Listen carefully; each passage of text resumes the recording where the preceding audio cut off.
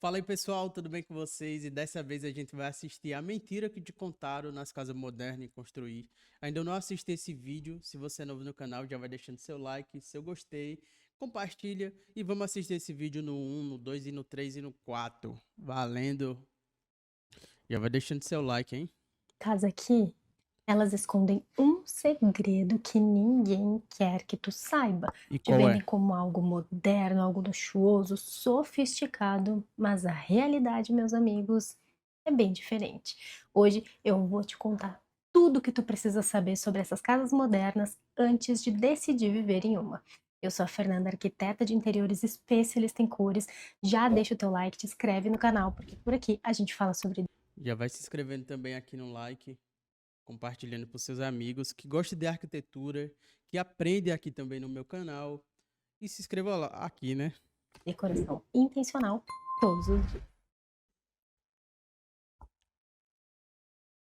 Antes de eu te mostrar todos os pontos, eu preciso te contar de onde veio essa ideia de casas modernas.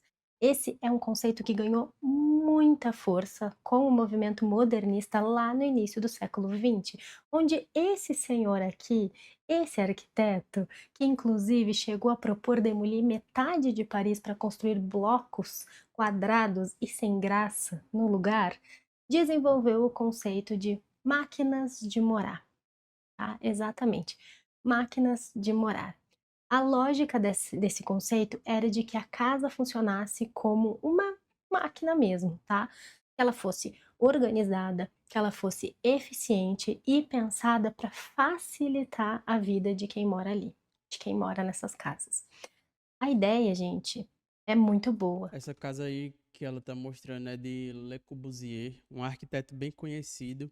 Ele utilizou alguns pontos da arquitetura que faz sentido, tanto longitude, pontos de observador de quem esteja olhando aqui a casa, né?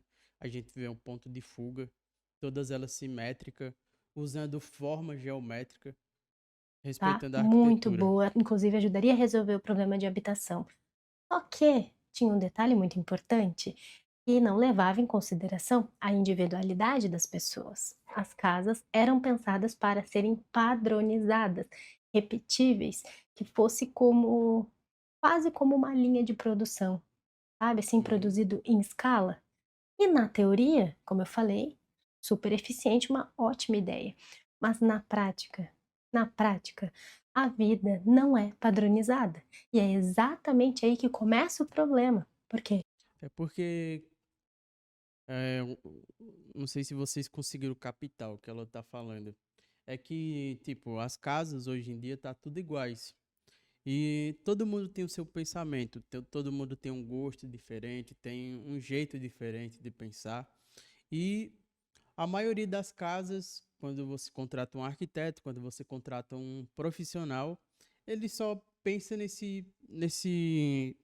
nessas fachadas iguais. Não sai não tira a ideia da caixa para fazer algo diferente, né? E ele sempre traz para essas ideias, porque é algo que a galera hoje em dia está vivenciando, está vendo. E quando você não traz uma novidade, quando você não mostra, tipo, o resultado do projeto, porque a gente não faz só um projeto, a gente faz algo para o cliente se sentir na casa. Hoje, muitas dessas casas modernas ainda carregam essa mesma lógica das máquinas de morar.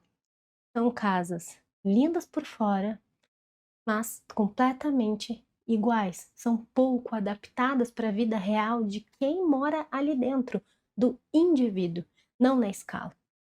E o infelizmente é que os condomínios eles estão padronizando isso. Eles exigem do proprietário que comprou aquele terreno naquele condomínio faça as casas padrão. Um exemplo é o João Gomes. O João Gomes ele comprou um terreno num, num condomínio e queria fazer uma casa parecida com casa de sítio, com telha aparente. E, infelizmente, por conta do condomínio, as leis, tudo, não deixaram ele construir. E tem coisas, gente, que tu só vai perceber vivendo. Quando tu começa a viver nessas casas, tu começa a perceber que tem coisas que não funcionam. E é Uhum. por isso que eu separei hoje pontos que tu precisa refletir sobre antes de decidir de tomar qualquer decisão na tua vida. O primeiro é a falta de privacidade. Te venderam a ideia de que o vidro é luxo, que quanto mais vidro a tua casa tiver, mais tu vai estar integrado com o exterior, mais tu vai se sentir livre, que mais tu vai ter uma vista bonita. Mas, gente, na prática, sendo bem sincera, a tua vista vai ser pra cortina. Não precisa acreditar em mim, é só tu observar. Sim, E é difícil até para manutenção, né? Limpeza. Você tem que estar contratando uma pessoa todo mês, todo santo mês, para poder estar limpando, estar fazendo a manutenção. se tu reparar, tu vai perceber que essas casas com fachadas envidraçadas vivem fechadas com cortinas Uhum. quilométricas. E sabe por quê? Sabe Privacidade. por quê? Porque o vidro tira a privacidade. Todo mundo consegue ver dentro da tua casa, ainda mais aqui no Brasil, onde as casas são muito próximas umas das outras. Uhum. É quase como viver dentro de um aquário urbano, né? Principalmente à noite. À noite vira uma vitrine, né? Todo mundo enxerga em detalhes o que está acontecendo dentro da tua casa. E não é só isso, tá, assim, não é só isso. Tem também a questão térmica, que quase ninguém fala, as pessoas simplesmente não explicam isso para as pessoas. Então, o vidro ele tem uma questão térmica muito grande, porque ele deixa a radiação solar entrar com muita facilidade, mas depois que essa luz vira calor lá dentro do teu ambiente, ele não deixa esse calor sair. Ou seja, a casa vira um forno. Se o sol bate na tua fachada à tarde, a temperatura interna sobe muito. Eu tô falando que pode subir muito mesmo, em torno de 5 a 10 graus em relação ao exterior. E diferente de uma alvenaria tradicional que demora para esquentar e demora para esfriar, o vidro não. O vidro reage na hora, bateu o sol, esquentou, Refletiu, saiu o né? sol, Também. esfriou. E isso gera um desconforto muito ruim, um desconforto o tempo todo. Tem como melhorar? Óbvio que tem, né. Existem hoje no mercado vidros mais tecnológicos, vidros que conseguem resolver esse problema, mas o investimento é É bem mais muito alto. alto, então tu precisa levar isso em consideração. Além disso, tem a questão das aves. Eu não sei se tu sabe, mas é algo muito triste. O vidro, ele reflete a paisagem e as aves, elas não conseguem perceber que aquilo é um reflexo. Então elas acabam avançando contra o vidro, E batendo. colidindo e perdendo suas vidas. E quem mora em casa envidraçada sabe que isso acontece com muita frequência. Infelizmente, é algo que as pessoas que moram nessas casas envidraçadas precisam aprender a lidar, porque, como eu falei, acontece com certa frequência. Tá? Esses são apenas alguns pontos em relação ao vidro, e eu nem vou entrar aqui nos detalhes, né? Nem vou me aprofundar, por exemplo, no fator medo, que ocorre principalmente nas casas que têm criança. É E porque sua casa ela vai tá exposta, né? A galera vai ficar sabendo quem tá lá, quem tá. Cara, é bom o vidro, mas tem que saber onde colocar. muito, mas muito comum as crianças andarem por essas casas, cheias de vidro, com as mãozinhas na frente do rosto, porque elas têm medo de baterem no vidro. Gente, isso é de cortar o coração. Ah, e tem mais um que eu me lembrei agora. Se tu fizer o combinho e juntar vidro com o pé direito alto, entra mais um problema: a manutenção. Gente, não é nem um pouco simples de limpar um vidro alto. Vai precisar de uma empresa especializada para conseguir fazer a limpeza da parte de cima do vidro, porque simplesmente não tem como alcançar com uma escada normal, com uma escada dessas que a gente tem em casa. Então é algo que precisa sim ser levado em consideração.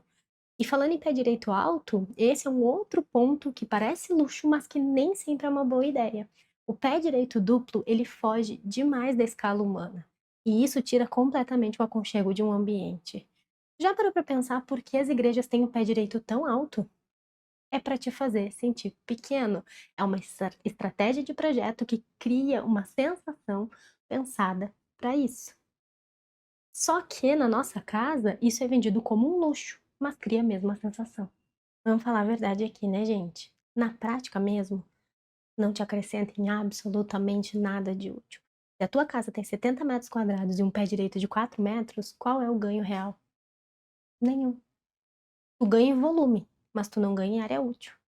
E o pior, E, tu ainda vai e o pior, né, que a maioria das casas que tem pé direito alto, quando queimar uma lâmpada, ele não vai chamar uma pessoa para trocar uma lâmpada, né? Ele vai deixar outras lâmpadas queimarem para poder fazer isso.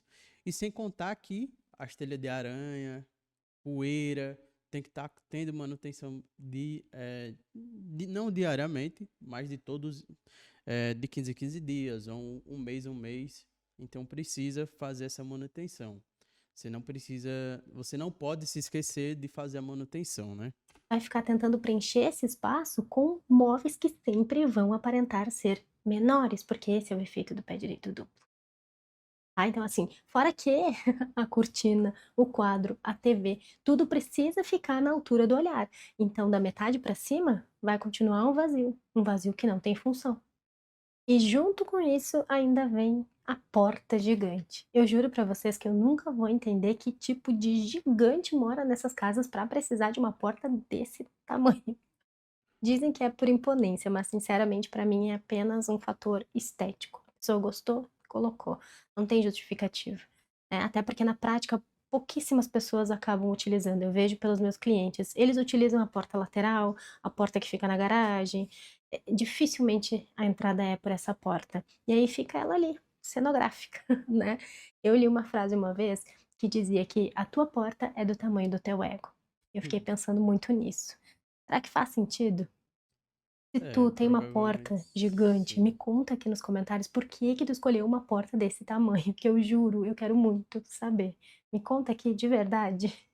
Outro ponto que pouquíssimas pessoas se questionam é em relação à integração total dos ambientes. Tu já percebeu como tudo hoje é integrado?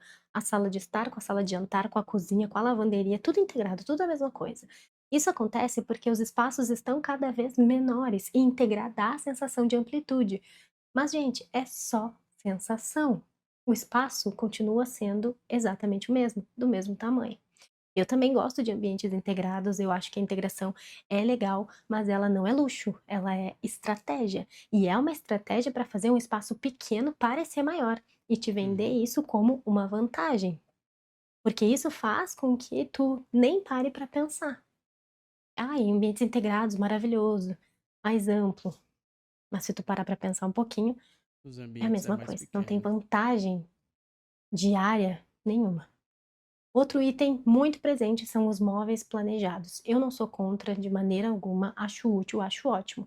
Mas o problema é que hoje em dia ele é solução mágica para tudo. Hoje em dia, muitas pessoas acreditam que sem planejados nem dá para fazer uma casa bonita, uma boa decoração. E isso não é verdade. Inclusive, se tu olhar as casas fora do Brasil, tu vai perceber que os planejados eles são usados de forma estratégica e não como uma base de tudo como é aqui. Então dá sim para ter uma casa linda e maravilhosa com móveis Funcional. soltos. Inclusive, se tu for parar para pensar, isso traz ainda mais flexibilidade, porque quando tudo é planejado, tudo fica fixo, nada se adapta. A tua casa ela não muda contigo, sabe? Tu que precisa se encaixar nela. E se tu quiser mudar, Uhum. vai ter custo. Inclusive, lá no Clube Secreto de Senhoras, nós temos um encontro inteirinho mostrando exatamente como fazer, né, com alternativas reais para substituir os móveis planejados e ter um ambiente extremamente elegante e funcional. Se tu quiser conhecer, fazer parte do nosso clube, quem sabe eu vou deixar o link aqui no comentário fixado. Clica ali e dá uma olhadinha em todos os encontros que nós já temos disponível lá no nosso clube. E para fechar com chave de ouro, não poderia faltar ela, a fachada cinza. Clássica, vendida como atemporal, moderna, chique, mas que na prática deixa a tua casa igual a todas as outras, sem nenhuma identidade, sem nenhuma personalidade. Gente, a cidade já é tão cinza, por que levar isso para tua casa também? Eu não tô dizendo para pintar de rosa, mas dá para escolher uma cor elegante, com vida. Esses dias nós transformamos completamente a fachada de uma cliente que era nesse estilo mais moderno, tá? A gente fez toda a transformação sem mexer na parte estrutural. A modificação inteira foi feita só com tinta e com algumas aplicações, alguns Revestimento. revestimentos. E a diferença simplesmente foi absurda. Passou de uma fachada tristinha, igual a todas as outras do condomínio, para uma fachada cheia de vida. Olha que coisa mais linda, olha a diferença. Consegue perceber a diferença entre essas duas? Ela colocou pedra, pedra moledro, colocou algumas luminárias para poder dar destaque. Ela também colocou outro portão, ela trocou o portão. Ou então, para os clientes não gastar, eles podem pintar só um portão e deixar ele de preto. Ela trocou também o guarda-corpo. Ali aqui em cima eu não sei se é um portão ou deve ser a janela. Eu acho que deve ser a janela e a cortina. Aí aqui ela colocou revestimento de madeira, né? Que imita madeira. E essa textura aqui verde, que eu acho bonito. Um verde militar. E essa parte aqui desse revestimento, né? Essa textura aqui puxado para um lado do bege. E essa arandela bem diferente. Aí aqui tem as vegetações. Gostei da ideia. Tirou aquela. Mudou um pouco a fachada, né? Porque aqui na fachada original não tem essa parte aqui, né? Pelo que a gente tá vendo, né? Fachadas que são a mesma, quer dizer, agora não são mais, né? E assim, eu tô aqui para te fazer pensar. Se tu quer esse tipo de casa, perfeito, maravilha. Mas faz essa escolha de forma consciente, não só porque todo mundo tá fazendo. Para Concordo. de seguir a boiada, sabe? Começa a se questionar, porque o problema não é a casa moderna, é quando ela funciona melhor para foto do que para tua vida, Uhum. tá? Então assim, é isso que eu tenho para te falar hoje. Infelizmente, sei que essas casas modernas possuem muitos fãs, mas a verdade precisa ser dita. E se esse vídeo foi útil, Se você gostou do vídeo, já deixa seu like. Se você quiser fazer um projeto comigo, vou deixar aqui meu contato na descrição. Vou deixar meu Instagram também, lá tem meu portfólio, lá tem todos os projetos meus. E já vai deixando seu like, né? Compartilhando com seus amigos e tamo junto. Valeu, pessoal. Valeu.